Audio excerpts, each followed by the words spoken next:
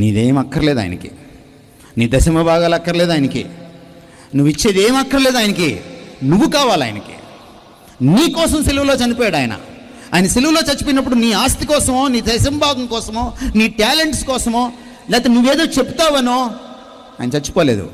నువ్వు నరకంలోకి వెళ్ళకూడదని, నువ్వు ఆయనతో ఎల్లకాలం జీవించాలని. ఎందుకంటే నిన్ను ఆయన తన పోలికలో చేసుకున్నాడు. అందుకే నిన్ను ప్రేమిస్తాడు, తల్లిలాగా తండ్రిలాగా, అంతకంటే మించి.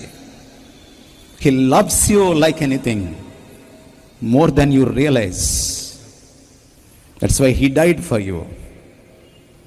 నువ్వు బాగుపడాలని, నువ్వు మళ్ళీ ఆ పోలిక సంతరించుకోవాలని, పాపం వల్ల పోగొట్టుకున్నటువంటి ఆ క్రీస్తు పోలిక, ఆ దేవుని పోలిక, మళ్ళీ అందులోకి నువ్వు వస్తే నిన్ను చూసి మురిసిపోవాలని, నీకోసం తన పోలికను పోగొట్టుకొని, తన పదవిని పోగొట్టుకొని నీలాగా మారిపోయాడు.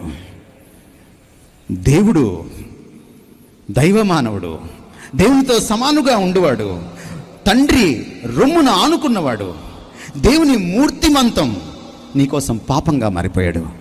నిన్ను పుణ్యంగా మార్చడానికి, నిన్ను తనలాగా మార్చుకోవడానికి. That's gospel. సువార్త అది. నువ్వు చెప్పేటువంటి తైలాల ప్రసంగాలు కాదు సువార్త.